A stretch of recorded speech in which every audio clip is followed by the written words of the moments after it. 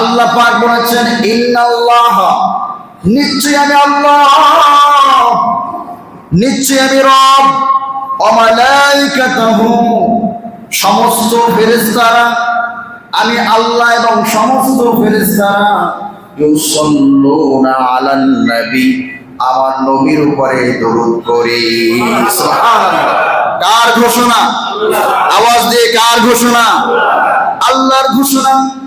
আল্লাহ পাক বলেন, ও বান্দা, সমস্ত ইবাদত তোমাদের জন্য, তোমরা শুধু করো, কিন্তু যখন দরুদ পড়ো, দরুদ শুধু তোমরা একাই পড়ো না, আমি আল্লাহ দরুদ পড়ি, আমি আল্লাহই পড়ি না, আমার ফেরেশতাদেরকে নিয়ে পড়ি। কুল কায়নাতে সব কিছু যে নবীর জন্য সৃষ্টি হলো, সুবহানাল্লাহ, সেই নবীর উপর দরুদ কে পড়ে? আল্লাহ পড়ে। এবার আল্লাহ বলতেছেন, ইয়া আইয়ুহাল্লাযীনা আমানু, তোমরা যারা ঈমানদার, ঈমানের দাবিদার, ঈমান এনেছো, হে ঈমানদারগণ, সাল্লু, দরুদ পড়ো। কি পড়ো? দরুদ পড়ো, আলাইহি, আমার দোস্তের উপরে দরুদ পড়ো। বলেন সুবহানাল্লাহ। কার ঘোষণা? জোরে বলতে হবে, কার ঘোষণা? আল্লাহর ঘোষণা। সাল্লু ইয়া আইয়ুহাল্লাযীনা আমানু সাল্লু আলাইহি ওয়া সাল্লিমু তাসলিমা। শুধু দরুদের কথাই বলে নাই, আল্লাহ পাক বলেছেন সাল্লু আলাইহি ওয়া সাল্লিম, দরুদ সালাম দাও। সুবহানাল্লাহ। ওয়া সাল্লিমু তাসলিমা, সম্মান সহকারে, আদব সহকারে, ইজ্জত সহকারে আমার হাবিবের উপরে দরুদ সালাম দাও। ঘোষণা কার? আল্লাহর ঘোষণা। আল্লাহ পাক রব্বুল আলামিন এই পৃথিবীতে অসংখ্য অগণিত নবী ও রাসূল প্রেরণ করেছেন। সেই নবী রাসূলদের ধারাবাহিকতায় যিনি সর্বশ্রেষ্ঠ, আল্লাহ যাকে সর্বশ্রেষ্ঠ স্বীকৃতি দিয়েছেন, তিনি হচ্ছেন আমাদের নবী। বলেন সুবহানাল্লাহ। এবং তিনি হলেন আখিরি নবী। আর আখিরি নবীর উম্মত হতে পেরে আমরা খুশি না বাজার? খুশি হলে আওয়াজ দিয়ে বলে আলহামদুলিল্লাহ।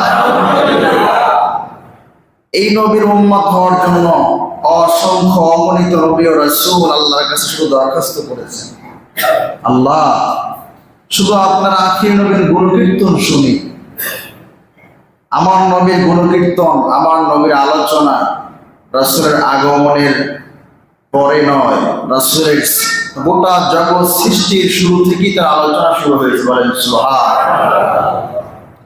এজন্য আম্বিয়া ইকরাম তারা বলতেন, আল্লাহ আমাদেরকে নবুয়তের দপ্তর থেকে নামটা কেটে আপনার আখিরি নবীর উম্মতের দপ্তরে নামটা লিখে দেন। সুবহানাল্লাহ। আল্লাহর কাছে না চাইতেই আল্লাহ এত বড় নিয়ামত দিয়েছেন, এজন্য আমরা খুশি না বাজা? বলি আলহামদুলিল্লাহ। নবীর প্রতি খুশি, একজন ব্যক্তির প্রতি আমি খুশি হই, তার আচার আচরণ, চাল চলন সবকিছু দেখে, ঠিক কিনা বলেন? সৃষ্টির ভিতরে দ্বিতীয় এমন কোন ব্যক্তি নাই যার এভরিথিং, সকল বিষয় ভালো ছিল। সুবহানাল্লাহ। আমার নবী তার ব্যক্তিগত জীবন, সামাজিক জীবন, অর্থনৈতিক জীবন, রাষ্ট্রীয় জীবন, সর্বক্ষেত্রে ছিল আদর্শবান। সুবহানাল্লাহ। বিন্দু মাত্র, এখানে বিন্দু মাত্র কেউ কোনো ত্রুটি বের করতে পারে? যারাই ত্রুটি বের করতে গিয়েছে, আমার নবীর জীবনী অনুসন্ধান করতে গিয়েছে, রিসার্চ করতে গিয়েছে, তাদেরকে আল্লাহ পাক রব্বুল আলামিন হেদায়েতের কালা পরাই দিয়েছে। সুবহানাল্লাহ। দুইটা বিষয়, অনেক দৃষ্টান্ত আছে, ভুল ধরতে গিয়ে নিজের জীবনের ভুল আল্লাহ পাক ধরাই দিয়েছে। সুবহানাল্লাহ। একটা হচ্ছে আল্লাহ পাকের কালাম কুরআনুল কারীম। পৃথিবীতে অনেক বিজ্ঞানী আছেন যারা আমার আল্লাহ পাকের কালামের ভুল ধরতে গিয়ে নিজেদের জীবনের ভুল ধরা পড়ে গিয়েছে। সুবহানাল্লাহ। এমন অনেক বিজ্ঞানী আছে, আমার নবীর জীবনীতে কোনো ভুল আছে কিনা এগুলো তালাশ করার জন্য ভুল ধরার উদ্দেশ্যে জীবনী তালাশ করতে গিয়েছে। তালাশ করতে গিয়ে অটোমেটিক নিজের জীবনের ভুলগুলো সংশোধন হয়ে গেছে। এই জন্য আমার নবীর আলোচনা সারা জীবন যদি করা হয় বিন্দু মাত্র শেষ হবে, কারণ এই আলোচনা করেছেন স্বয়ং আল্লাহ। কে করেছে? আমার রব আল্লাহ নবীর আলোচনা করেছেন পৃথিবীর বুকে। পৃথিবীর বুকে আমরা নামাজ পড়ি কি পড়ি না? নামাজ পড়ি, রোজা রাখি, হজ করি, যাকাত দেই, জিকির আজকার করি, তাসবিহ করি। আল্লাহ পাক বলেন, বান্দা এই ইবাদতগুলো তোমরা করো, আমি আল্লাহ নামাজও পড়ি না, রোজাও রাখি না, হজও করি না, যাকাতও দেই না। তোমরা আমার বান্দা, তোমরাই আমলগুলো করো, তোমাদেরকে দিয়েছি। সুবহানাল্লাহ।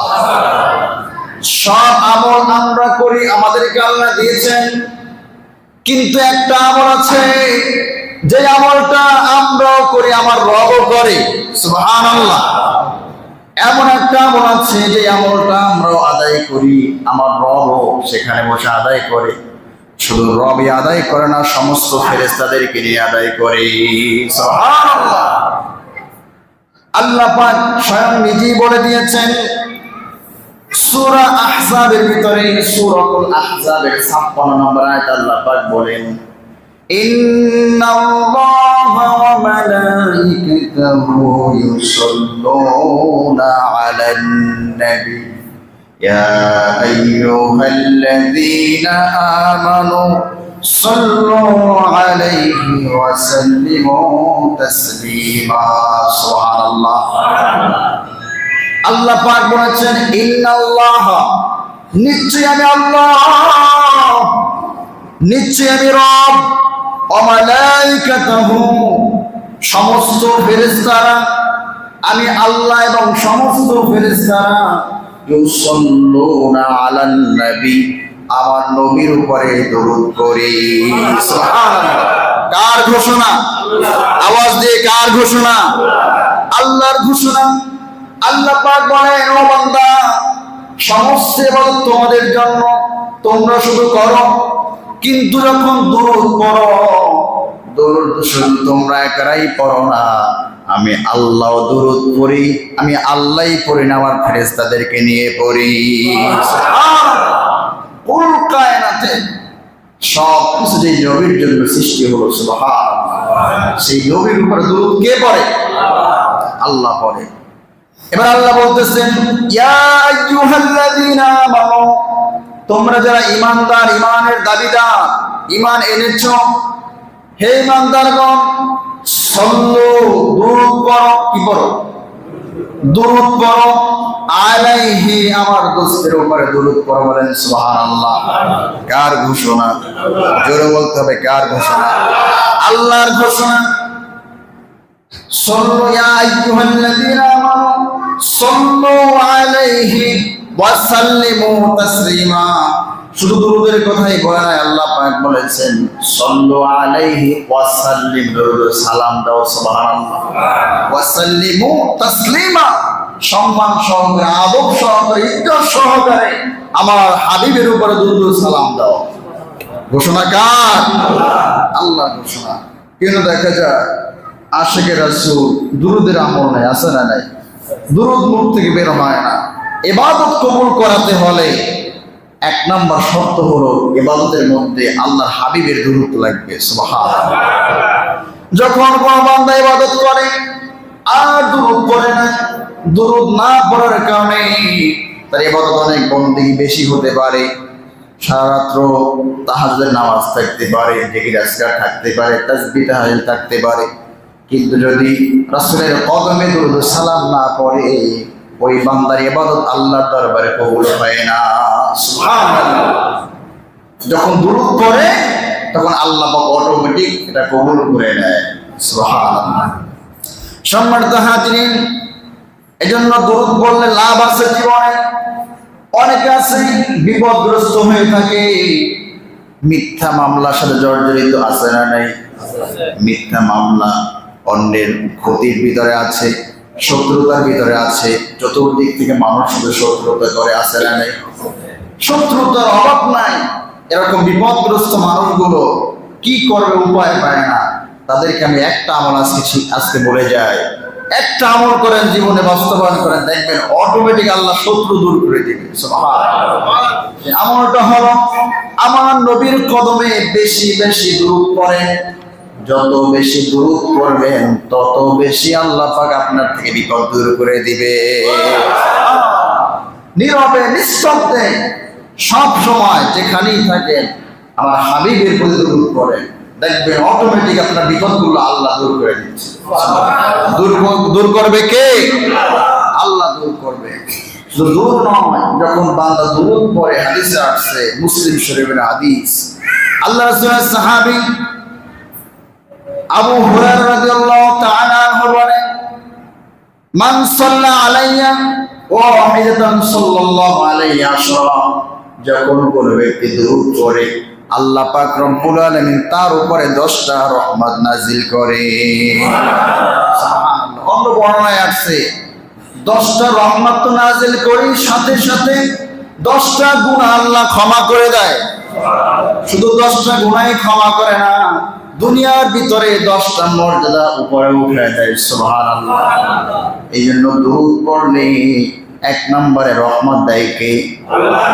নাম্বার 2 জীবনের গুনাহ ক্ষমা করে কে? আল্লাহ। নাম্বার 3 মর্যাদা বাড়ায় দেয় কে? আল্লাহ বাড়ায় দেয়। এজন্য যদি আশিক রাসূল দাবি করি, আমাদেরকে বেশি বেশি দুরূদ পড়তে হবে, কি হবে না? রবিউল আউয়াল মাস, রাসূলের আগমনের মাস। এই মাসটা যত বেশি দুরূদ পড়তে পারবো তত আমার নবীর কাছাকাছি আপন হতে পারবো। সুবহানাল্লাহ। দেখবেন দুনিয়াতে যখন এমপি মন্ত্রীর নিকটবর্তী হয় মানুষ, নিকটবর্তী হওয়ার পরে যখন তার প্রশংসা করে, এমপি সাহেব এত ভালো এত ভালো এত ভালো, প্রশংসা করে কি করে না? আমার ভাইয়ের চরিত্র ফুলের মতো পবিত্র, নামাজ পড়ে না একক আছে না নাই? ফুলের মতো পবিত্র, নামাজ পড়ে না একক, এমন নেতা গুণকীর্তন করে নেতার আপন হতে চায়, আছে না নাই? উদ্দেশ্য কিন্তু নেতার আপন হবে, 5 কেজি চাল বাড়াইয়া দিবে, অমুক জায়গায় একটা নাম লিখে দেবে, একটা চাকরি সুপারিশ করবে। উদ্দেশ্য তার নেতার আপন হওয়া, প্রশংসা করে, ঠিক কিনা বলেন? হাবিব বলেন, বান্দা যখন দুরূদ পড়ে নিঃস্বার্থে, আমি রাসূল রওজা পাকে বসে আমার উম্মতের দুরূদের আওয়াজ শুনতে পাই। বলেন সুবহানাল্লাহ। এই জন্য অনেকে বলে রাসূল দুনিয়াতে আগমন করেছে, চলে গিয়েছে, চলে যাওয়াটা তো আমরা শোক পালন কেন করি না? হাবিব বলেছেন, হাদিসে স্পষ্ট আছে, আমি দুনিয়াতে থাকাটা যেমনি ভাবে তোমাদের জন্য রহমত, আমি চলে যাওয়াটাও তোমাদের জন্য রহমত, আমি পর্দা করাটাও তোমাদের জন্য রহমত। বলেন সুবহানাল্লাহ। কিভাবে রহমত? দুনিয়াতে থাকাটা রহমত, এটা তো আমরা স্পষ্ট দেখতে পাই। দুনিয়া থেকে চলে যাওয়াটা কিভাবে রহমত হয়? হাবিব হাদিসের ভিতরে ইরশাদ করেন, যখন বনি আদম আমার উম্মত যখন কোন নেক আমল করে, এই নেক আমলটা ফেরেশতারা প্যাকেট করে রওজায় পাঠায় দেয়। সুবহানাল্লাহ। আল্লাহ পাকের নির্দেশে ফেরেশতারা প্যাকেট করে রওজায় পাঠায় দেয়। রওজায় বসে রাসূল যখন দেখে আমার উম্মতের আমল খুব ভালো, তখন তার মর্যাদা বৃদ্ধির জন্য আল্লাহর কাছে দোয়া করে। দোয়া করার পর আল্লাহ পাক উম্মতের মর্যাদা আরো বাড়ায় দেয়। বলেন সুবহানাল্লাহ। জান্নাতের কামনা করে আল্লাহ আমার উম্মত দেখে নামাজ ঠিক আছে, রোজা ঠিক আছে, দাড়ি ঠিক আছে, জিকির আজকার ঠিক আছে, আমার রাসূলের তরিকা ঠিক আছে, সব ঠিক আছে, আল্লাহ এর নামটা জান্নাতের খাতায় লিখে দেন। বলেন সুবহানাল্লাহ। আর যখন উম্মত গুনাহগার তার আমলটা রওজায় যায়, যাওয়ার পরে হাবিব বলেন, গুনাহগার উম্মতের আমলটা দেখার পরে আমি হাবিব তার জন্য গুনাহ মাফের জন্য আল্লাহর কাছে সুপারিশ করি। সুবহানাল্লাহ। তাহলে রাসূল রওজায় বসে আমাদের গুনাহ মাফের জন্য সুপারিশ করে। বলেন সুবহানাল্লাহ। এই সুপারিশ করার কারণে আল্লাহ পাক অনেক গুনাহগার ব্যক্তি জীবনের গুনাহ আল্লাহ মাফ করে দেয়। সুবহানাল্লাহ। সম্মানিত হাজিরিন, সেই নবীর বেশি বেশি দুরূদ পড়তে হবে। কিয়ামতের ময়দানে আমার নবীর নিকটবর্তী ওই ব্যক্তি হবে যিনি রাসূলের প্রতি বেশি বেশি দরুদ পড়বে। হাদিসে আসছে, আল্লাহ রাসূল বলেন, আল্লাহ রাসূলের সাহাবী আব্দুল্লাহ ইবনে মাসউদ থেকে বর্ণনা করেন, তিনি বলেন রাসূল বলেছেন, আওয়ালান নাস বি ইয়াউমাল কিয়ামাতি আকসারুহুম আলাইয়া সালাতান, যেই ব্যক্তি আমার যে উম্মত আমার প্রতি দরুদ পড়বে কিয়ামতের দিন সবচেয়ে আমার নিকটবর্তী হবে। যদি রাসূলের সুপারিশ পেতে হয় তাহলে 1 নম্বর আমল লাগবে দুরূদ পড়া। কি বলা? দুরূদ পড়া। যে দুরূদ জানি, যদি দুরূদ একদম নাই জানি, কমপক্ষে বলবো সাল্লাল্লাহু আলাইহি ওয়াসাল্লাম। কি বলবো? সাল্লাল্লাহু আলাইহি ওয়াসাল্লাম। এতটুকু পড়ো।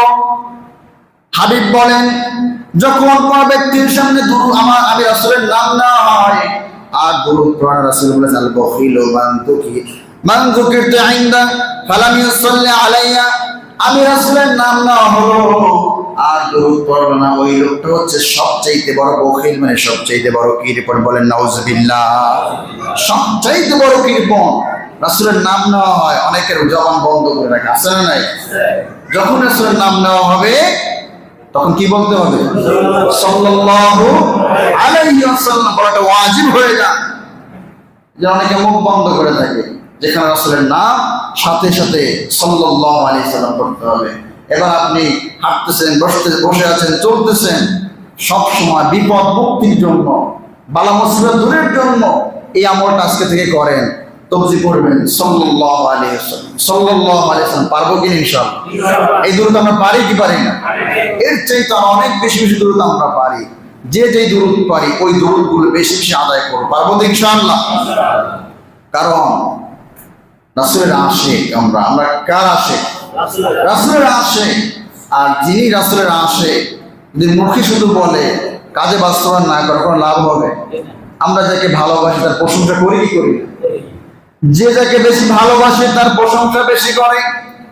আর পৃথিবীর মধ্যে সব চাইতে আমরা যাকে বেশি ভালোবাসি তিনি কে? আমাদের নবী। তিনি কে? আমাদের নবী। এজন্য নবীকে দেখলে কোনো ব্যক্তি যদি রাসূলকে স্বপ্নে দেখতে চায়, কারণ পৃথিবীতে এর চাইতে ভাগ্যবান ব্যক্তি দ্বিতীয় আর কেউ হতে পারে না যিনি রাসূলকে স্বপ্নে দিদার পেয়েছে। বলেন সুবহানাল্লাহ। রাসূলের দিদারের চাইতে বড় নিয়ামত পৃথিবীতে আর কিছু নয়। কারণ আমার হাবিবকে দেখলে আল্লাহ পাক রব্বুল আলামিন সাথে সাথে জাহান্নাম তার জন্য হারাম করে দেয়। এই জন্য মান রাআনি ফিল মানামে ফাকাদ রাআনি ফা ইন্না শাইতানা লা ইয়াতামাসসালু বিসূরাতি। আল্লাহ রাসূল বলেছেন, যদি কোনো আমার উম্মত আমাকে রাত্রে স্বপ্নে দেখে, আমাকে স্বপ্নে দেখলে সেজন্য আমি রাসূল কি দেখলো? কারণ ফা ইন্না শাইতানা লা ইয়াতামাসসালু বিসূরাতি, শয়তান আমার সূরত ধরতে পারে না। সুবহানাল্লাহ। একজন পিশাচ বুজুর্গ ব্যক্তির সূরা শয়তান নিতে পারে, নিয়ে আপনাকে ধোঁকা দিতে পারে। আল্লাহ রাসূল বলেছেন, কোন শয়তান আমার সূরত ধরে কোন ব্যক্তিকে ধোঁকা দিতে পারে না। সুবহানাল্লাহ। এই জন্য যিনি স্বপ্নে রাসূলকে দেখলো, সে রাসূল কি স্বপ্নে দেখলো? সুবহানাল্লাহ। এই জন্য আমরা রাসূলকে দেখতে চাই কি চাই না?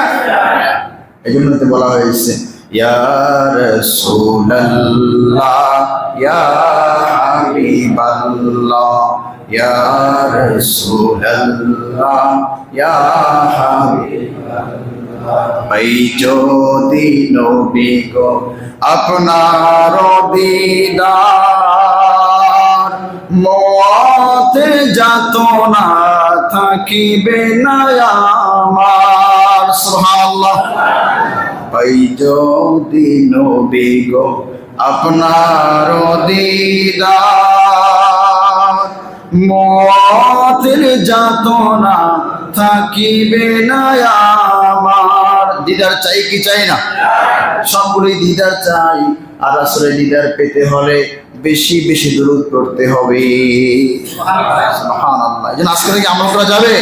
বাসায় মা বোনদেরকে বলবেন যে নামাজ পড়ে অযথা কথাবার্তা না বলে কমপক্ষে 5 ওয়াক্ত নামাজে 500 দুরূদ পড়বে। কয়শো? 500 দুরূদ পড়ে।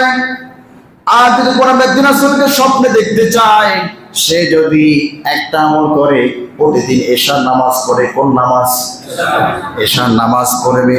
নামাজ পড়ার পরে একটা দুরূদ পড়বে, মান সাল্লা আলাইয়া, একটা দুরূদ পড়বে, আল্লাহুম্মা সাল্লি আলা সাইয়্যিদিনা মুহাম্মাদিন নাবিয়্যিল উম্মি ওয়া আলিহি ওয়া সাল্লিম। এই দুরূদটা যদি 100 বার করে পড়ে, ঘুমানোর পূর্বে, এশার নামাজ পড়ে ঘুমানোর পূর্বে, এই দুরূদটা কয়শো বার পড়বে? 100 বার পড়বে। যদি টানা 41 দিন পড়তে পারে, শর্ত হলো তার ভিতরে রাসূলের সুন্নাত তরিকা থাকতে হবে, হালাল থাকতে হবে। হারাম খেয়ে যদি 100 নয় 10,000ও করেন, ওই ইবাদত দিয়ে আল্লাহ রাসূলকে দিদার পাওয়া সম্ভব নয়। ঠিক কিনা বলেন? হালাল থাকতে হবে, ভেজাল মুক্ত ইবাদত থাকতে হবে। এরপরে যদি আপনি দৈনিক এশা নামাজ পড়ে, আল্লাহুম্মা সাল্লি আলা সাইয়্যিদিনা মুহাম্মাদিন নাবিয়্যিল উম্মি ওয়া আলিহি ওয়া সাল্লিম, এই দুরূদটা 100 বার পড়বেন। কয়শত বার? 100 বার পড়েন। টানা 41 দিন যদি পড়তে পারেন, আমার হাবিব রওজা থেকে সরাসরি আপনার সাথে দিদার দিয়ে দিবে। যেন তকদির ভালো হতে হবে। তকদির, রাসূলের দিদার পেতে তকদির লাগে।